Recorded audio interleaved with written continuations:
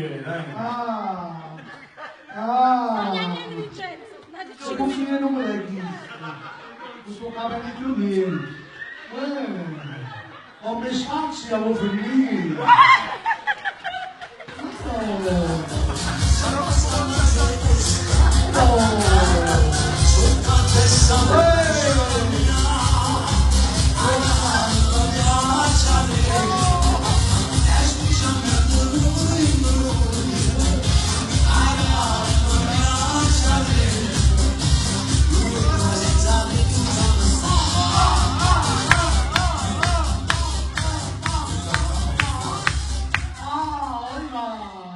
Siete magari a